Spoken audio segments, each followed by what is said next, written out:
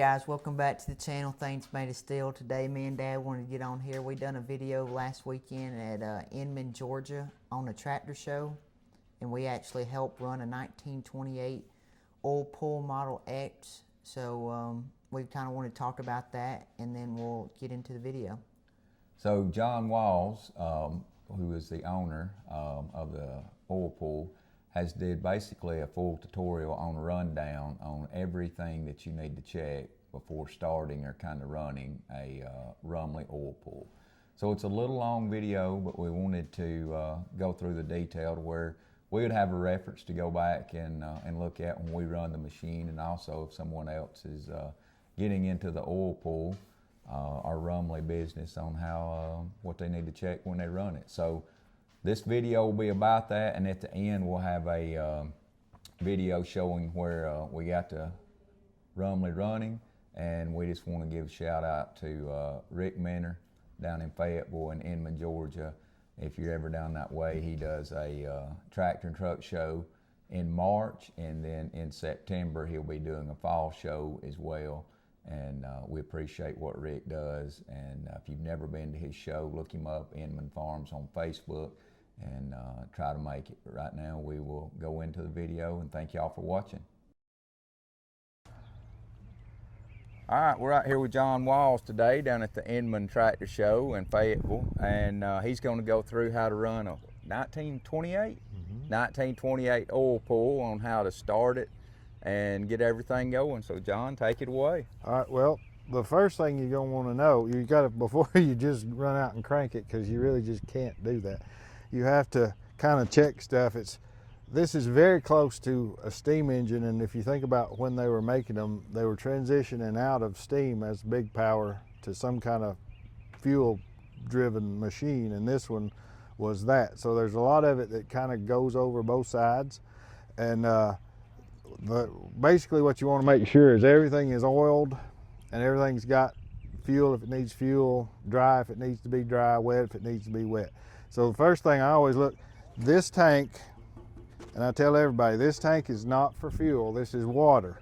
If you're running distillate fuel like kerosene or whatever, you will need this, and when it gets under a load it starts spark knocking, and it actually pulls water out of this tank into the carburetor and sends it in with the fuel to lower the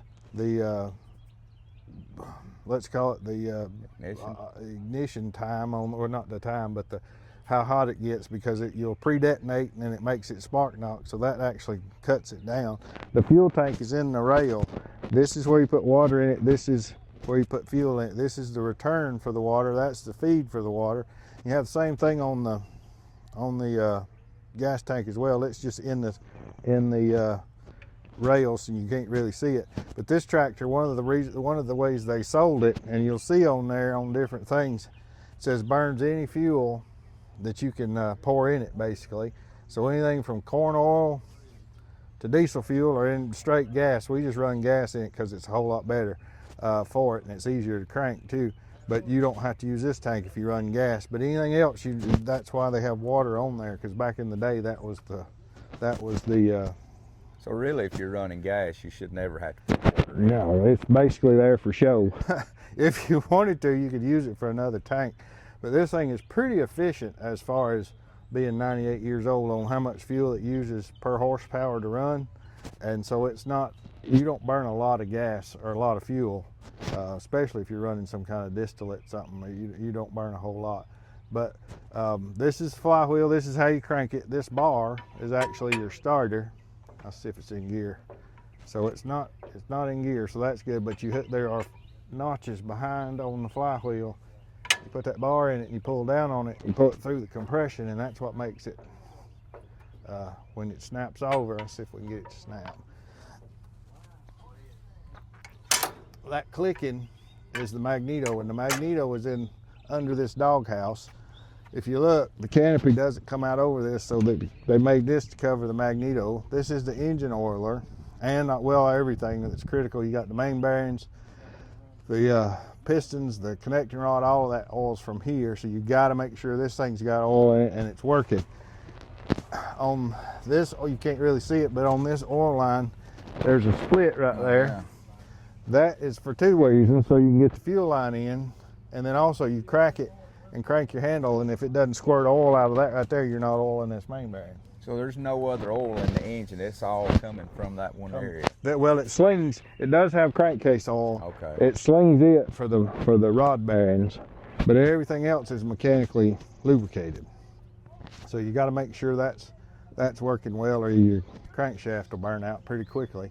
This is the governor. This basically what it does. You got a set of flyweights right inside that round part.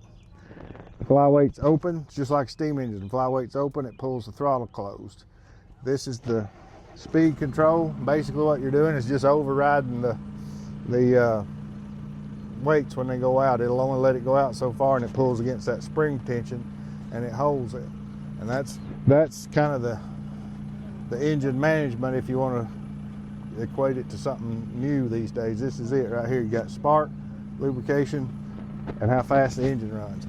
I didn't say this before, probably should have. This little thing right here is to keep you from getting your teeth broken out when you're cranking it. You pull that over, and when you're pulling down on it, if it backfires and tries to run this way, this will actually stop it. This wheel will just go dink, and it just stops. But when it cranks over and cranks, it kicks it out of the way, so you don't even have to fool with that. Once it lights off, it runs. So there's a fuel tank drain under the bottom. I would recommend. How big a tank is that fuel tank? It's about 30 gallons. Okay. So it takes a pretty good bit just to get it up, because it's about an inch or so, maybe an inch and a half off the bottom of the tank. And so it lets all the impurities kind of settle out, which is fine as long as it's sitting still, but if you're driving it, it'll suck it. But I took it out last fall and actually put a fuel filter on it, one of those sock filters like you got on a modern fuel strainer. I got one on there so you can just change it. Just have to take the tank out and change it. But this is the exhaust and the radiator. The radiator's in the bottom. It's 2-cylinder. These are the exhaust pipes for the engine, and what it does is when the engine fires and the exhaust comes out, it goes in here and it just exhausts into this space. And if you look, this becomes a venturi because it tightens up and then spreads out. It's like a zoomie on a hot rod. Is basically gets tight right here, so the velocity increases right along here, and it goes out and spreads out. So what you're doing is you're inducing a draft. The air comes through this hole and then through the bottom, and each one of these little plates in here is actually hollow, and it's like a radiator in your house, or an old radiator if you went to school when I did. Everybody heated with steam. The oil that cools this thing is inside that, and as the air blows over it, it cools it off. And it's got an oil pump on the other side that's not for the engine. It's actually, well, it's for the engine cooling.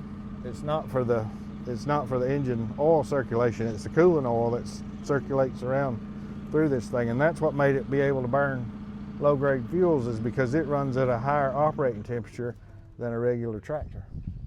Because this thing will run about 190, 200 degrees, and it lets the fuel heat up so it can actually burn it more efficiently. We'll go around the front. This little loop right here, you'll see them on there. Sometimes you see where they've been broken off. This is not to haul this tractor. This is to pull your thresher out of the fire. What you did was, when you got this thing set up, you got your threshing machine sitting out here, and this thing looking at it, threshing. You know, you thresh on really, really, really dry days, and the grain that you got, if it's wheat or whatever, the chaff is very dry. Any kind of spark, somebody's cigarette, whatever, gets in that, it'll set it fire. We got air blowing because, you know, a threshing machine is basically just a big fan. So it catches fire. And go up in a hurry. So what you do is you tie your thresher to this loop with a chain. All you have to do is put your tractor in gear and just back up, and you pull your thresher out of the fire. That's what that's for. It's not to haul it. That's why it's small. If you need to tie something on, you tie it around the axle. And this axle is actually made, this you can put on. It's a little bitty gear, and there's a little gear up under this. You can offset the front end by just turning that. It's basically like a rack and pinion. You just jack it up and move the wheels over, or move them this way, whichever way you want to get it, where you won't be running over whatever it is you're trying to plow. that's what that is for offset plowing.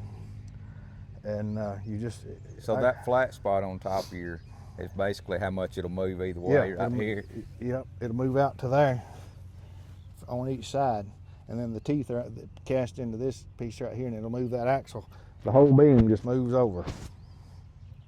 And we put new wheel bearings, and Daddy made me some oil seals out of some felt out of a hat, believe it or not. I don't know where he got it, but he come up with it and cut them out and put them in there, and they've been working for, I've had it 23 years. But this is the oil tank right here. This is what keeps it. This is where you put your oil. You can use anything that is oil to cool it. I always just put used oil in it because you can get it anywhere. People will give it to you if you. So is that something you're checking every time you run it, or? You do, but what I always do is you want to have it pretty. You just want to have it above the pipe because it just circulates. Okay. It doesn't build pressure or anything. It just circulates. So you just want to have something in there so it stays full. But you can check it on the pump back here. There's a petcock on it, and you just open it, and if it squirts out when it's running it, you've got enough otherwise. But I always just poured some in it, get it right on. This is where somebody shot it. This thing apparently sat in a fence row somewhere, and there are bullet places all in it. This was a big hole where somebody shot it with a rifle, and the Amish man that I got it from, he fixed that. And then there's one right there. If you look on back there on the rocker box cover, there's one that they shot it, and it went through the tag, but it hit the rocker box cover and stopped. But there's little bullet dings all in it, so I think people were taking target practice at it a long time while it was sitting around. But this is the side, if you look, this is where the oil comes in from the tank. It runs down. You got a feed pump right here, and basically what it does, It's like a turbo. it does, it's basically that. It's just a big vein pump, and it comes in, spins it around, forces it through the block, and it goes down, and it comes back up this pipe, goes into here where it's going to be cooled when the exhaust is running, pumps it back up through the top of all the fins. It's got a collector on the inside here where it pushes it back over into the tank, and it just cycles. That's the way it works all day long. And they actually had a branch house, believe it or not, in Atlanta back in the day when they were big and had lots of money. They had a branch house down near I guess it'd be where the railroad, like Inman Yards and all that over there. That's where they had a place where they could just unload them, and when they sold the big ones to people, they made power units too. You could get one that didn't have wheels. They just bring it out and set it down. But this is, people ask, what is that pipe? That's your crankcase breather. It basically just is a pipe that goes over into the breather where it lets out whatever kind of smoke, and it just sucks it right back in and burns it off. So what are these two petcocks on there? This is how you check it. So if it's running, that's how you check it? Yeah, you just turn them on, or you can turn one on at a time, and it should squirt out. And because it'll, that way you know you got your oil fill. Now what is this petcock coming from this bottom, this oil line? That's where, because water's heavier than if you open this, every so often you should open it. Clearly it hadn't been done in a while, but we'll get it open with a pair of pliers in a minute. But that's where you can drain the water off. That's the lowest part of the lowest place in the system, so you can drain the water out of it.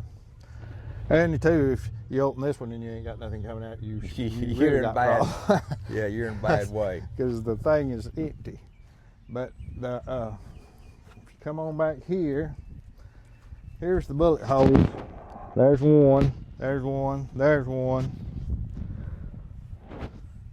See, they were shooting that with a big rifle. Yeah. Because that's pretty heavy. Didn't shoot through it, but that's one, that's one, that's one. So I guess they were aiming at this, and they finally got it sighted in.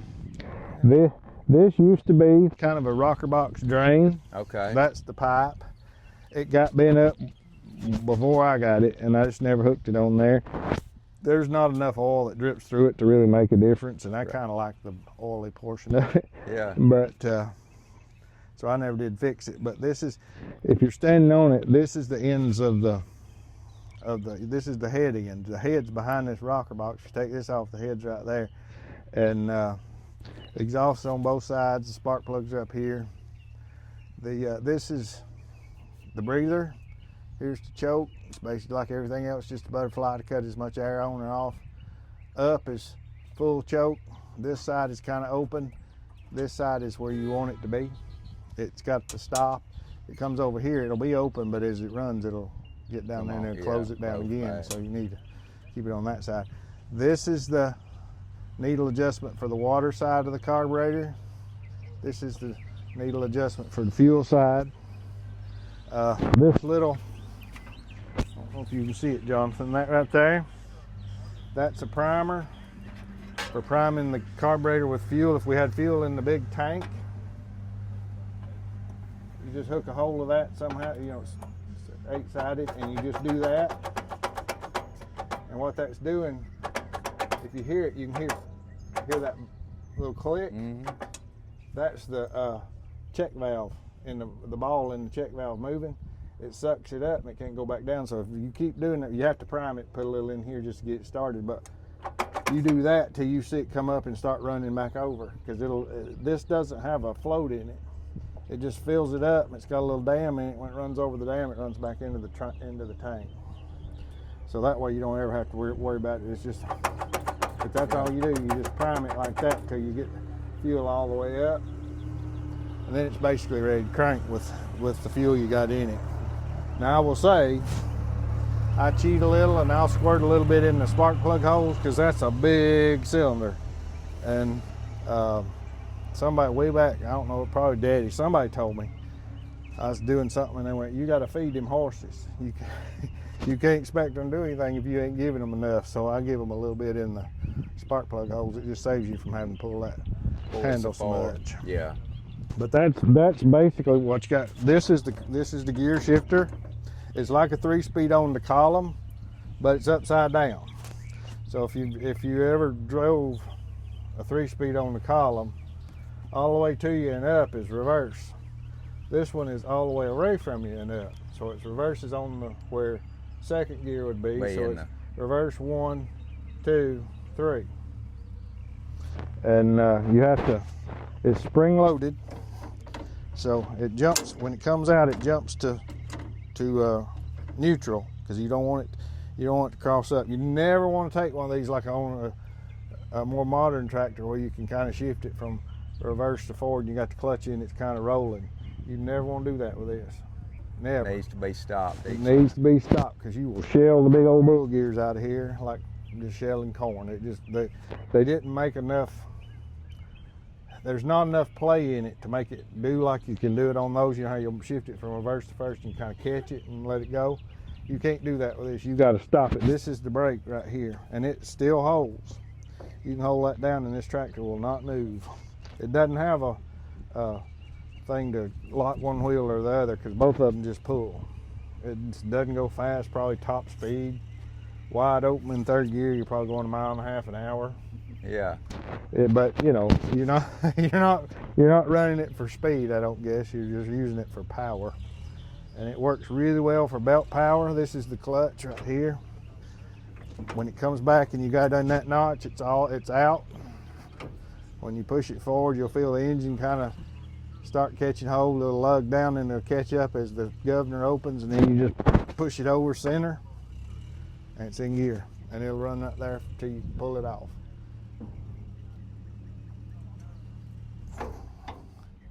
And that's basically all you have as far as fixing one of these things. You do have greasing points on it. There's one. There's how you put grease in your rear end. People say, well, how do you check it? There's a plug right there. Take that plug out. If it drips out, you got enough. If it don't, put it in there till it does. Let's go over this little gas tank for a minute. Oh yeah, this is the primer tank. So this is about 1.5 gallons. So maybe a gallon and a half. This is just a primer pump, just a plunger pump. You fill it up with gasoline. I will tell you that that small engine fuel that's not gasoline, that's like 92 octane in a tank, works really well in these things. You just pump it a time or two, and basically what it does is it squirts it up and just squirts it into the throat of the carburetor. So it's doing what I would do with the spark plugs, just squirts it right into where it's about to light it. So that's what this one is. If you look, there's a smaller one right here that goes around, goes in here. It's got a little needle valve in it right here. This is what you can crank it with. This is actually the better way, I think, to crank it. You open that valve about a quarter of a turn, maybe a half, depending on if it's cold out. You pump it a time or two, gets fuel in there. When it lights off, then it'll start running on this tank, and that gives you time to get it all primed, and you don't have to really work it, and you can adjust it and get it running smooth. And then you just cut this one off and cut that one on, and it'll run then on the carburetor, and it's pulling out of the big tank. But that lets you get it all, make sure you got all the air out of the gas line and everything, and it'll run off of this tank for probably 30 minutes.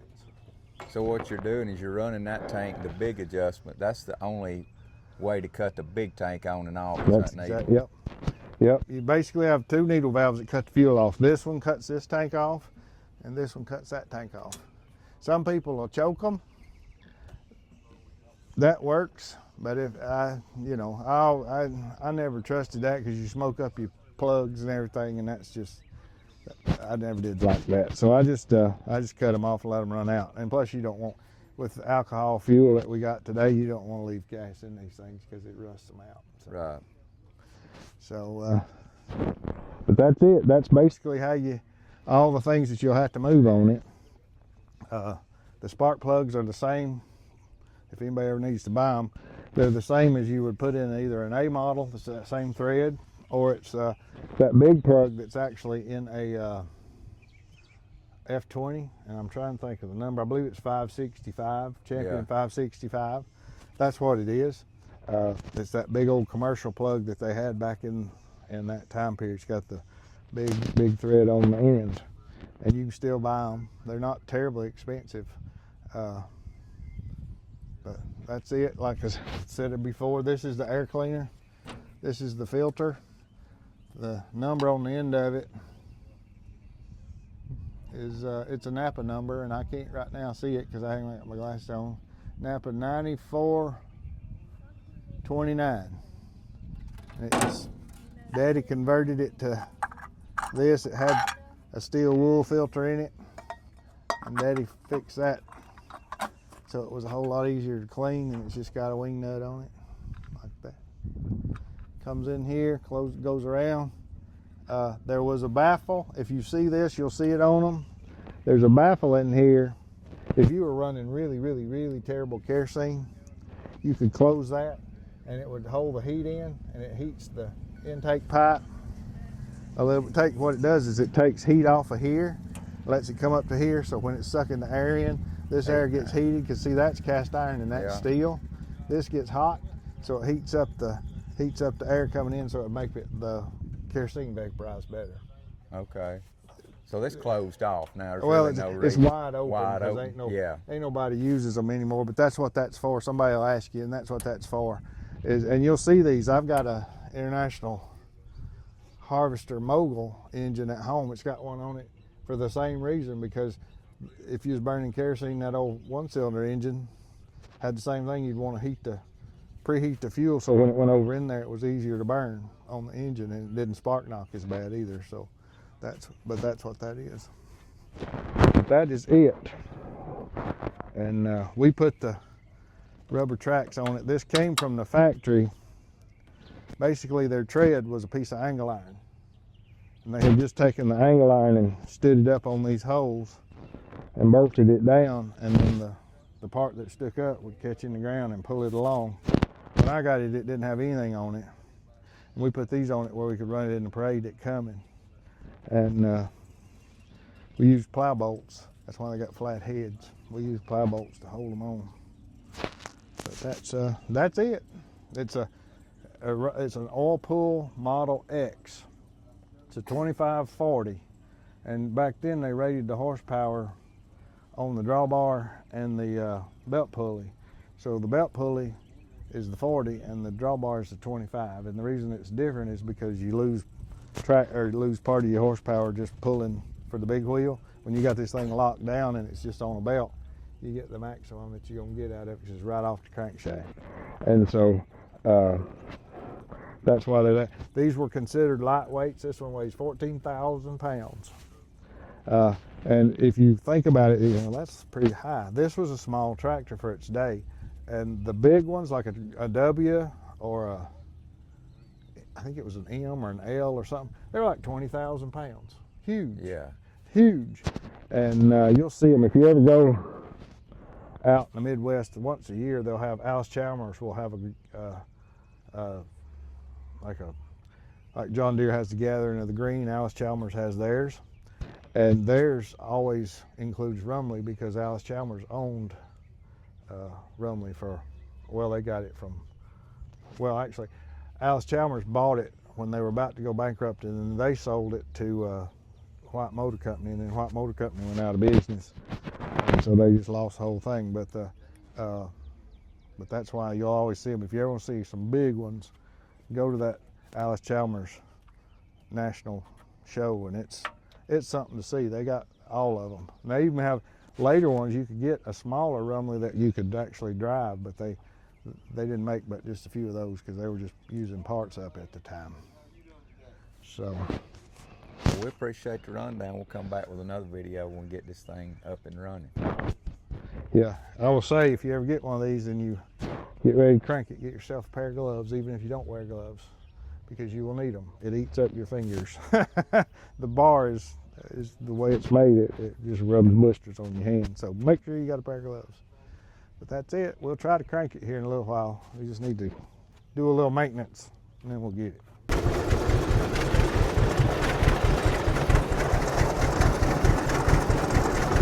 Guys, so we hope you enjoyed the video and learned something. I was going to tell you a little backstory on how the Rumely company started. So in 1903, they came out with the Oilpull tractor. It was kind of new for the air. It was an oil cooling system. It was good for running all day. And one of their mottos was it would burn anything you put in it: kerosene, gas, diesel. So with diesel, you're going to have to clean out the spark plugs because it's too oily. But it kind of revolutionized how farmers farmed. They didn't have to stop and wait for their mule to drink water. They could just get on it and ride all day.